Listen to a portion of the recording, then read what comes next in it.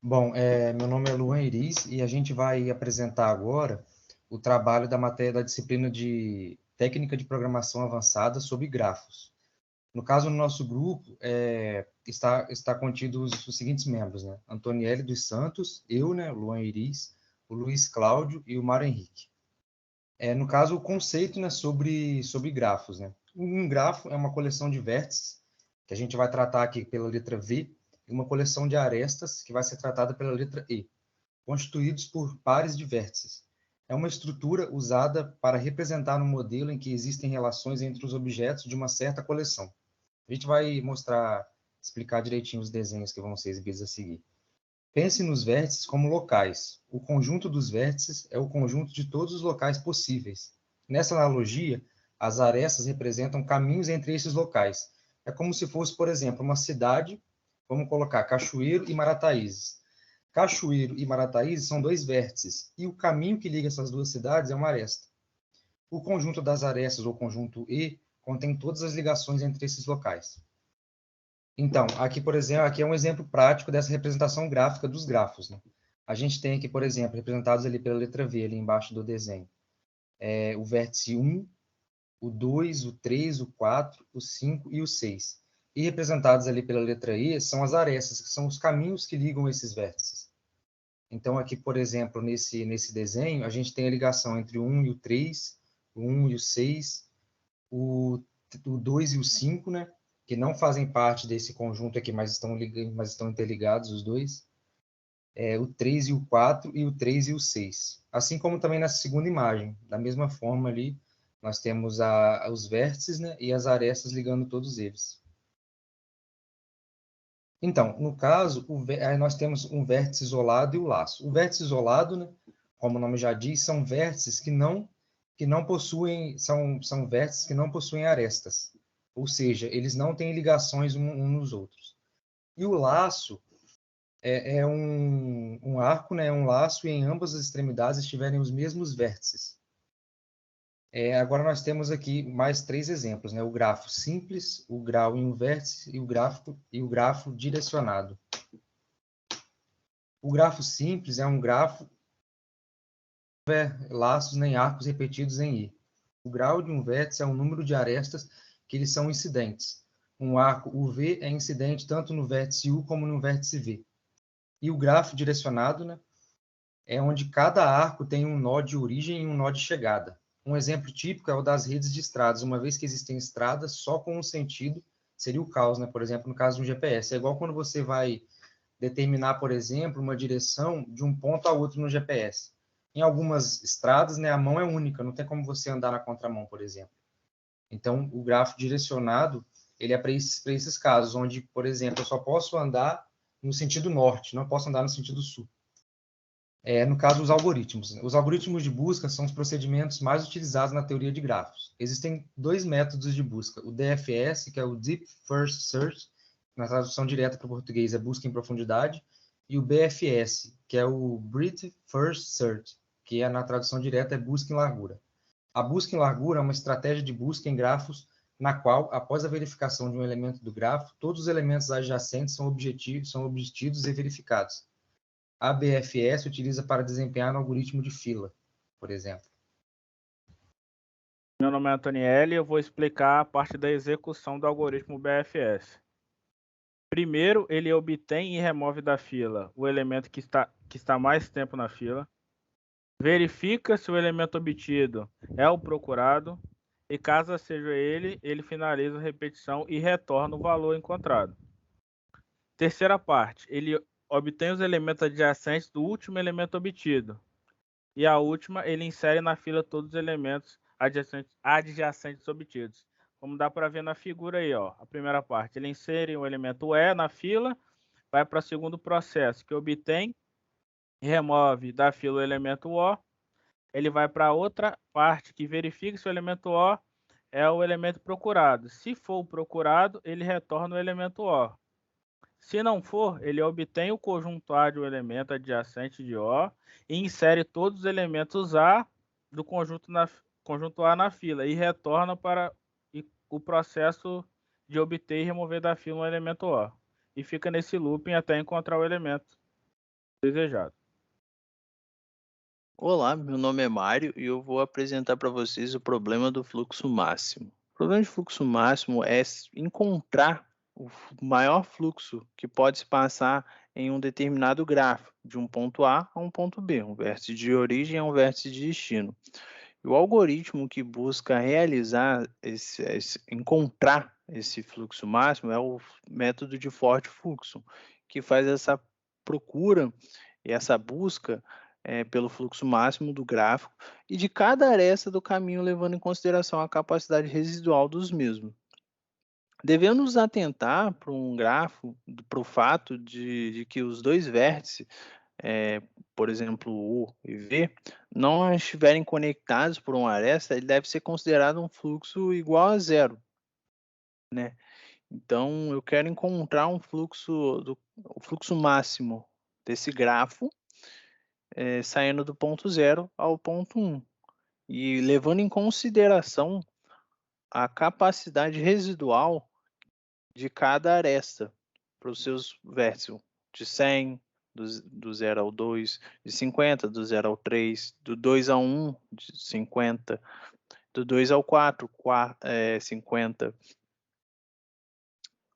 E o tempo de execução do mesmo depende da maneira como se determina o caminho aumentante. Em alguns casos, o algoritmo pode nunca terminar, e se as arestas forem números irracionais, ou demorar muito tempo até encontrar o valor do fluxo máximo. Para que o algoritmo seja executado em tempo polinomial, a gente utiliza uma busca, um método de busca, e o que a gente vai utilizar é o busca em largura, o BFS, para determinar o caminho aumentante, né? Se as capacidades das arestas consistirem em números inteiros, no pior dos casos, o caminho será aumentante de uma unidade em cada interação. E o tempo de execução do algoritmo é esse que a gente pode ver no slide, onde o f corresponde ao valor do fluxo máximo encontrado pelo algoritmo. A implementação do algoritmo deve utilizar lista de adjacências para representar a rede G, que é igual a um vértice de origem a um vértice de destino. E assim, o tempo para se encontrar um caminho na rede residual será de O de E. Aqui é o nosso código Ford-Fuchs, onde ele entra com uma rede G e um valor, um índice, um número do vértice de origem e do vértice de destino. E ele entra num laço aonde ele vai entrar num código BFS. O código BFS, ele vai marcar, vai pegar todas as arestas de fluxo da rede fluxo, né? Vai pegar todos se eles estão marcados ou não, no caso eles não estão marcados inicialmente, né? E vai criar uma fila e vai enfileirar a partir do vértice de origem e marcar como true. Vai iniciar o laço e ela só vai sair quando a lista estiver vazia e tudo estiver marcado com true. Aonde aqui dentro vai acontecer? Eles vão ficar passando de uma aresta para outra, né? E vai achar a capacidade residual das arestas, onde ela for maior que 0 e tiver marcado e não estiver marcado, né? Ela vai marcar com true e vai pegar o número da aresta. E quando ele voltar para o Ford-Fuchs, né? Ele vai fazer o caminho inverso, né? Porque ele encontrou um caminho que vai do vértice origem ao vértice destino e ele vai fazer esse caminho inverso, a fim de encontrar o menor dos gargalos, a menor das capacidades, para se encontrar o fluxo máximo que ele consegue passar por aquele caminho. E quando ele encontrar, ele vai armazenar na variável maxFlow, está criada. E quando esse processo todo terminar, ele vai dar um break, que vai dar uma exceção, e vai voltar para o main para imprimir. Vamos para o teste de mesa. Então, aqui está o gráfico que a gente vai fazer o teste de mesa, né? É o gráfico da apresentação. E a gente já sabe que eu quero sair do ponto do vértice de origem 0 ao vértice de destino 1. Como vocês podem ver, todos estão marcados como falso, né? Até então não tem caminho nenhum. E assim que começar, né, eu vou começar a achar os caminhos, né, quando for feita a leitura. Então eu vou iniciar do 0 e vou achar o caminho pro 2 e pro 3. Aqui, ó, colocando aqui os caminhos, o fluxo que está passando atualmente e a capacidade residual de cada um. Caso a capacidade residual do 2 é 100 e a capacidade residual do 3 é 50. E não tem nada passando. Então eu já encontrei 2 caminhos, né? E eu vou achar mais 2 caminhos. Eu poderia também ir para o caminho 3, só que como eles já estão marcados como true, eles não conseguem, o 2 não consegue ir para o caminho, para o 3, né? Por essa aresta aqui, que ele já está marcado como true. E ele vai então para o segundo nível, como a nossa busca é busca de BFS, ela vai por níveis, né? Então, eu estava no nível 0, vamos assim dizer, vim para o nível 1, achei todos os caminhos dos vértices do nível 1, né? Que é o 1 e o 4, e eu vou achar a capacidade deles, o fluxo que eles passam atualmente, e vou marcar eles como true. Então, eu tenho na minha fila esse caminho montado aqui. E eu marquei como todo mundo true. Quando tiver todos os caminhos e eu voltar para o for function, né, ele vai fazer a capacidade residual, né, e vai encontrar o fluxo que eu consigo passar. Qual é o mínimo de capacidade, qual é a menor capacidade que eu consigo passar, porque do 0 ao 2 eu tenho como capacidade residual 100, mas eu só consigo passar 50, né? Por quê? Porque do 2 a 1, para chegar lá no 1, eu só tenho 50. Então, o meu max flow até então vai ser 50. E o processo vai se repetir até todos os caminhos e todas as capacidades residuais se esgotarem, vamos assim dizer. Então, ele vai fazer de novo, vai rodar o BFS de novo, que vai do 0, vai achar o caminho do 0 para o 2, do 2 para o 3, né? Vai achar o fluxo que já está passando e a capacidade residual, que agora vocês percebem que é 50, a capacidade residual não é mais 100, porque já tem 50 passando, aonde está indo para o 1 já aqui, ó, direto. E vai marcar eles como true.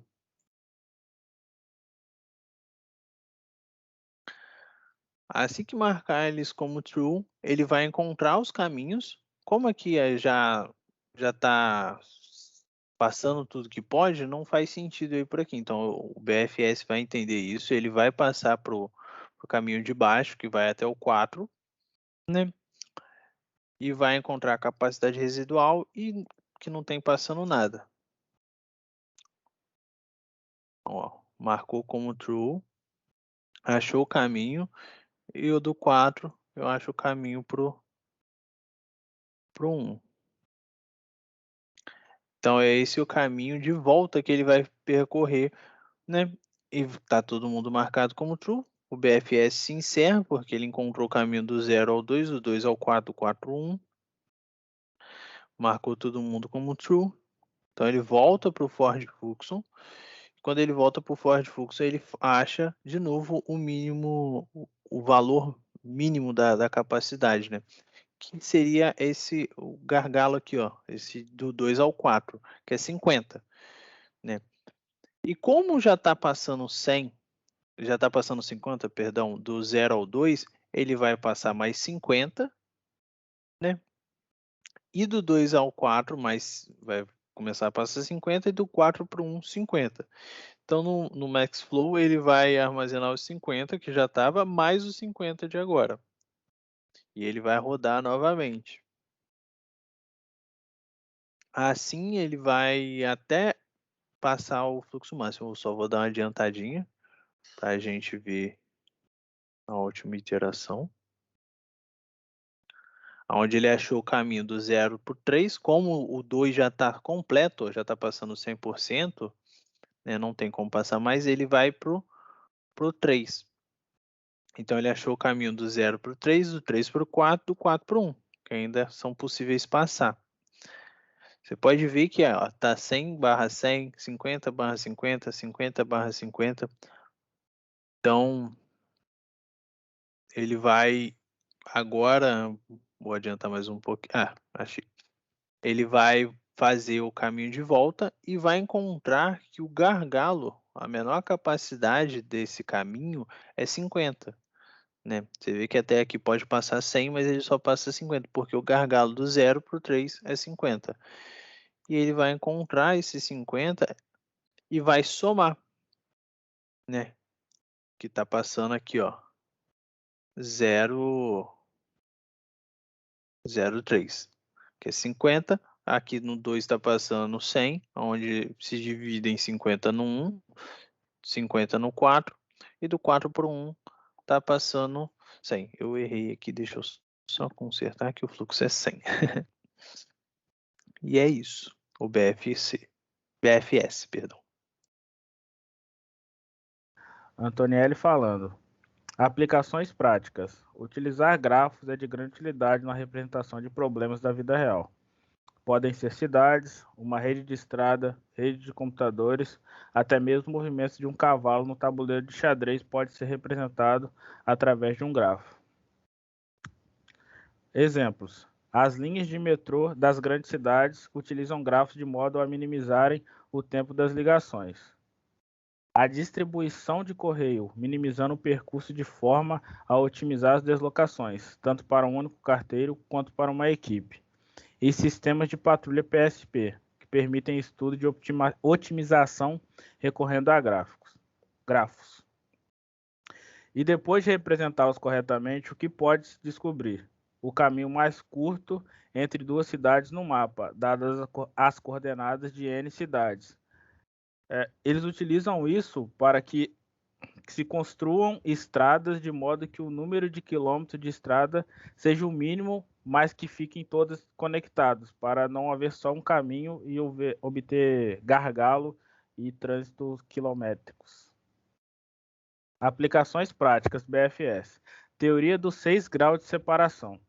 A hipótese levantada pela primeira vez em 1929 pelo autor húngaro Frigyes Karintz diz que todas as pessoas do mundo estariam conectadas por 6 ou menos conexões sociais umas às outras. Nessa cadeia de amigos dos amigos, todas as pessoas estariam separadas umas das outras por no máximo 6 conhecidos. Há um jogo chamado 6 graus de Kevin Bacon, que diz que você conhece alguém, que conhece alguém, que conhece alguém, que conhece o Kevin Bacon. Aqui os jogadores tentam conectar atores de filmes e atrizes com Kevin Bacon de acordo com uma sequência de quem apareceu com quem em um filme. Quanto menor a cadeia, melhor. Exemplo, olha a Kate Bell, uma atriz australiana. Ela estava no Macbeth com Nash Eggton em 2006. Eggton estava em Matrix Reload com Lawrence Fishburne em 2003 e Fishburne estava em Mystic River com Kevin Bacon em 2003. Portanto, o número de Cat Bell para Kevin Bacon é 3. De fato, há muitas maneiras de encontrar que o número de Cat Bell para Kevin Bacon é 3. Aqui está algumas das referências que a gente usou no trabalho. Obrigado. Se tiver alguma dúvida, deixe nos comentários. Deixa o like.